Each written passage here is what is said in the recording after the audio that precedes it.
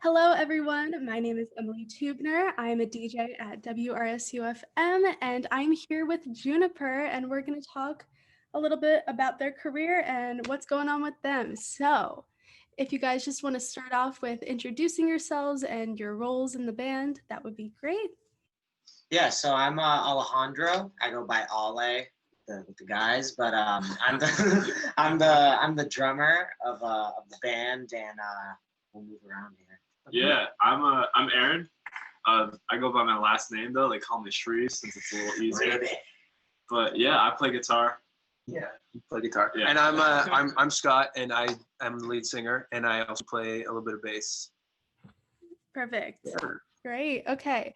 So, to my understanding, you guys have changed your members throughout the years. Can you tell me about the current state of Juniper and what has changed now that you guys are in your like 3-person era of your career? Oh, yeah. Yeah. So basically, I'm Scott for the listeners again, and so we started the band in the summer or the fall of 2017. And it was more kind of like collective based. So like there was a lot of different musicians that we would play with that would help us record. And it was like, but the centering point was about our songwriting. And so like since the beginning, I've been doing primarily most of the songwriting. And then as a result of COVID and just over time too, us being like a band in college, like, you know, people get different interests. They want to make different music. People transfer from schools and like just things change. And like, so therefore, you know, we just kind of had to be malleable like that. But what always remained the same was the songwriting and like the vision of that, of what we were trying to say with our music. And so us three have been in the group since like Ale joined the group in 2018 and Shreve in 2019. And so for about like a year and a half, actually coming up on 2 years, this has been in the group. So yeah, we're feeling really good about things right now. We've definitely consolidated our image and just our identity. And now we have a bunch of music that we're recording, and we're really stoked for it. Can't wait to release it. Yeah. That's what I was gonna say. I think like in the last 6 months, especially when like COVID started around March, where we were isolated, it was just gonna be a couple of us like in one room for a lot of the time. Like we really found our identity with like having the members be us three, and like this is like, I would say that in the last 6 months we've probably written the best music we've ever written. And I think a lot of that has to do with us three being as cohesive as possible and just being really good friends and loving to play music together, you know.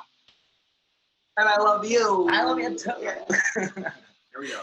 Yeah, that's definitely one of the few perks of COVID, just like being able to sit down and work on your creativity and your image and all that. So that's great. I know that you mentioned, so like songwriting is like the huge part about Juniper that has always stayed the same, like you guys said. What goes into the creation process for you guys? Because I know, Scott, you said you write most of the stuff, but like when it comes to the instrumentation and then like actually recording, how much planning goes into all of that? So this is like kind of a half and half sort of situation. Some of it, some of our music comes from just being in the same room and playing, we're jamming. Maybe we like extend the end of a song, we're just jamming on this chord progression, go somewhere else, and we're like, oh, that sounds kind of cool. Why don't we think of some more ideas over there? And that sometimes starts the songs. I don't know, it could be like anywhere from rehearsal to sound check to like in the middle of the show. But Literally, we've written songs in the middle of a show. That's why we always have to record. We always have to record each show, so you know. Yeah. Voice memos are the most important thing for a band. The greatest application that Apple has ever made. Exactly. I think I have like 500 in my phone right now. Yeah. And they never go away. You gotta keep them. No, I'll store it on the computer. And then I'd say the other half is Scott has a lot of really, really good ideas that he comes up with himself. This acoustic guitar and vocals, he'll start writing some lyrics and then send it to us and we kind of go off of it. And I think that's like a really cool part that we do. It's like a lot of it starts with Scott like on the acoustic, and he's like, this is this really cool idea, guys. Like, what do you think?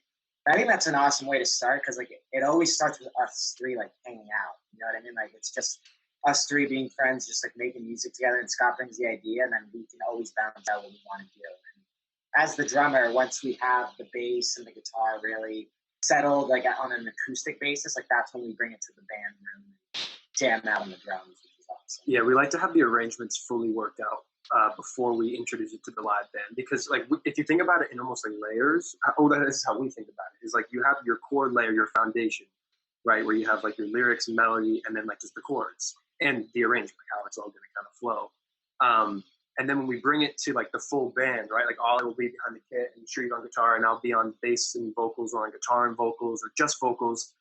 And like a good indicator is like if Ollie's on the drums, and then and I'm showing him something for the first time, and he gets off the drums to try and like grab a guitar or something, or he just gets off the drums, normally I know it's not a good song. Like if he's like yeah, like he has a type, I'll know it's not a good song by him just not showing interest. He won't tell me that it's not a good song. He's gonna be like, yeah, let me just get up for a second, do something. I'll be like, whoa, okay, I guess message received. But like the thing is, we're always really honest with each other, because like with anything, you get the best product when you're honest. And so that is something that why I think we're so close, is because especially when it comes to writing music, I mean you have to have a certain level of like vulnerability, and being able to share that with other people is, I think, something that makes it worthwhile.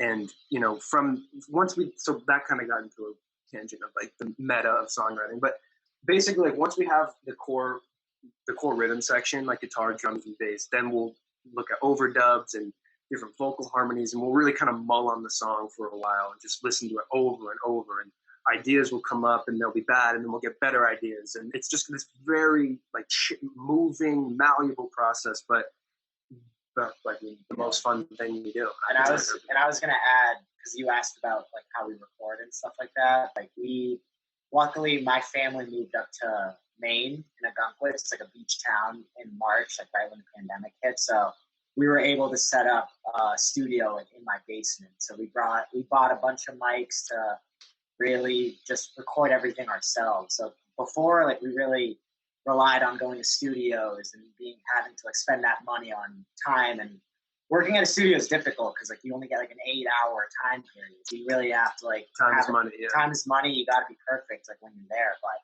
we've been able to be fortunate enough to buy our own mics, and we've been able to really have the equipment to be able to just make our own studio and just have at it every single time. Yeah, we are really lucky. Yeah.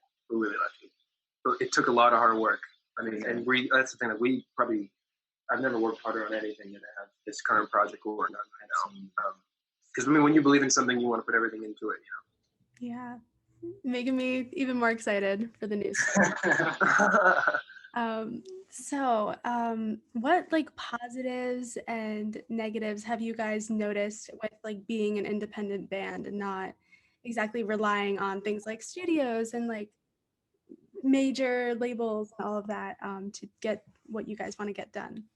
Yeah, I think the fans that we make now as an independent act or independent artists are the fans that we'll have forever, because like you have to like you don't like, it's not given to you. Whereas marketing, when it comes from some sort of backing, like a label or like a distribution company, like that is purposely like sponsored, placed advertising. But like when you're independent, you don't have the money for that. So like oftentimes if you find us, like I was going to ask you at one point too in this conversation how you found us, but like you kind of just like stumble into it.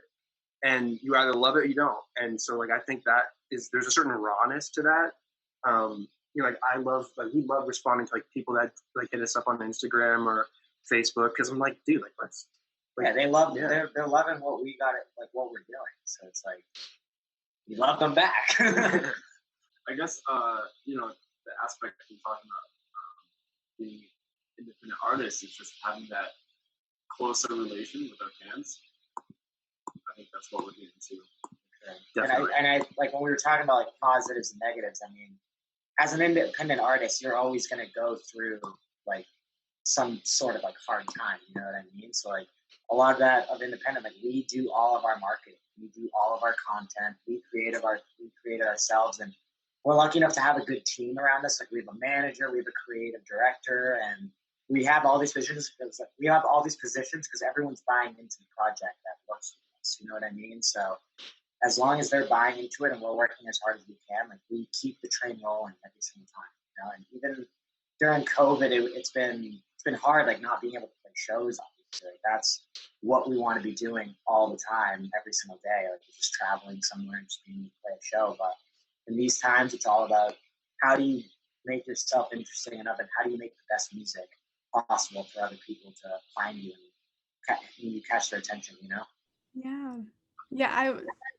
I found you guys on TikTok. Like that's it worked. Like all the little things. Yeah, it seems like you guys like have like marketing behind you, the way that you guys are like running the TikTok right now, which is really cool. Oh my God, that's so kind of you. Yeah.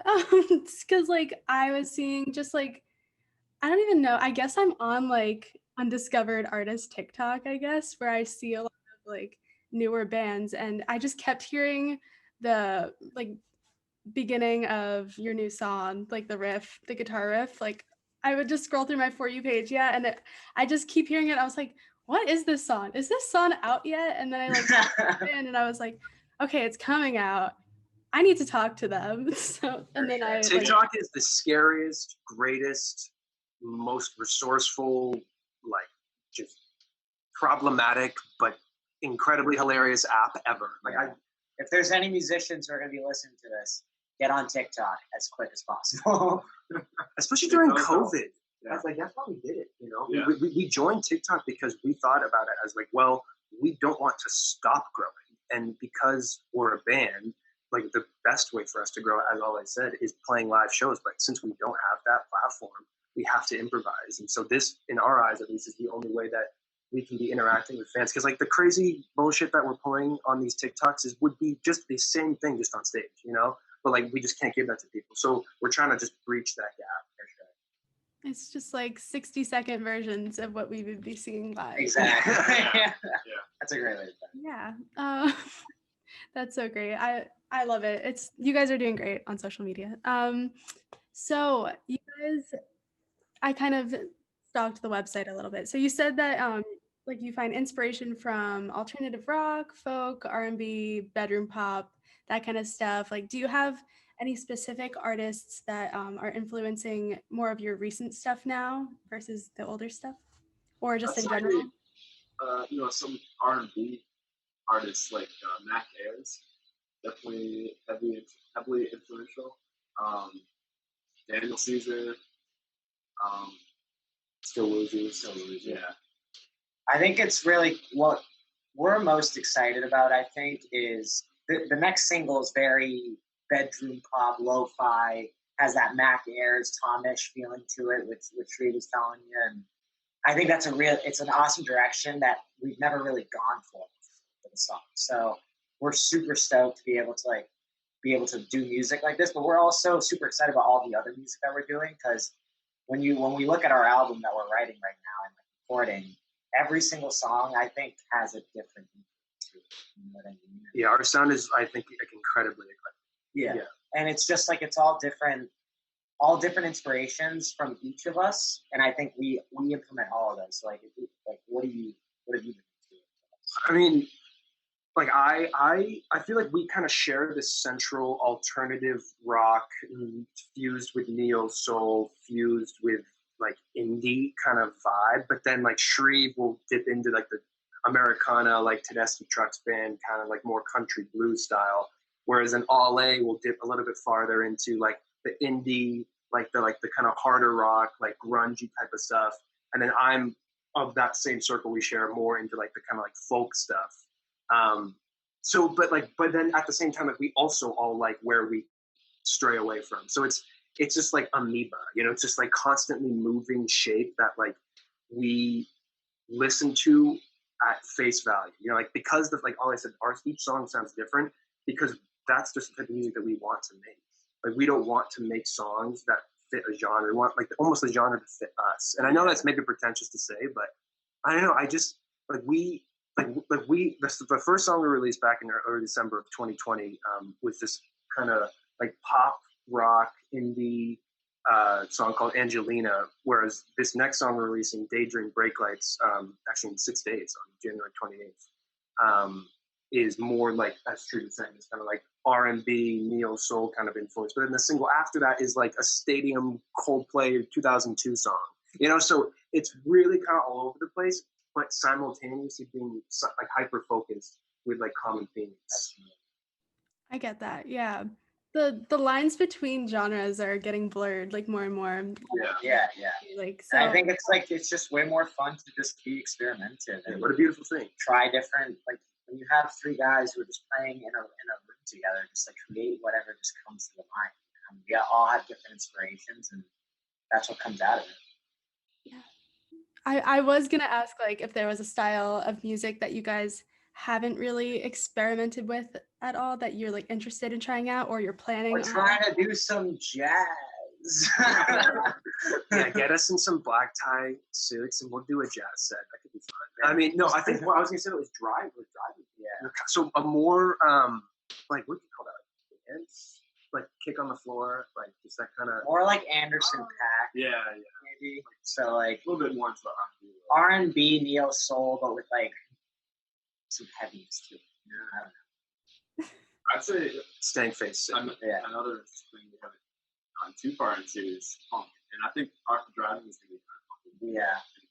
I think the other part about like when we talk about like having like funkier music, some of the funnest parts about playing with these guys is that whenever we get into a room, we usually go right into like a blues or like a funk To warm up, like a funk groove. And it's funny because like a lot of our music like obviously isn't like that, but like it's just cool to just always be experimenting with new sounds and just having fun with it.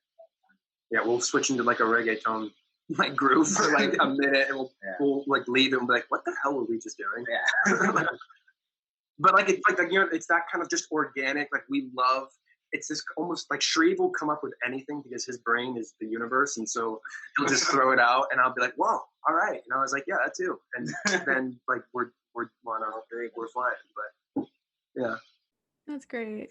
Yeah, and when you are I can't speak, experimenting with like different genres together, like it makes you like more of a cohesive group, I guess, because like you get to like get in each other's brains. Yeah. I love it. So, Daydream Break Lights out next week. I'm so excited about it. Can you tell us just like what the song's about, what's going on in it, anything specific you're excited about for it? Yeah, so the song was written in around New Year's of 2020, and it's essentially about being on the like the losing side of a one night stand.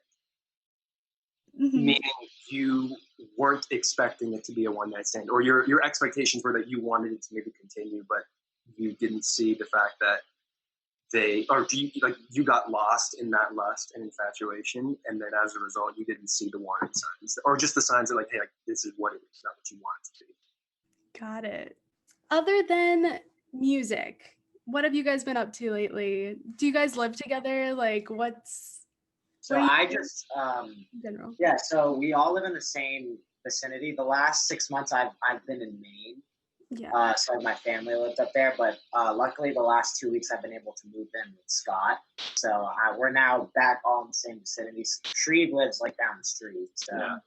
It took me like 5 minutes to bike over here, so it's super close. Yeah, and I think it's honestly really nice just because like the last 6 months it has been a lot of I'm up in Maine, these guys are in Boston. Like, when are we going to get up to Maine? When am I going to get to Boston? A lot of remote phone calling too. So I think a lot of it, it's just been really cool to be able to like move in here, be back in Boston. Since I've lived in Boston my whole life up until I moved to Maine. So it's just good to be back home with these guys.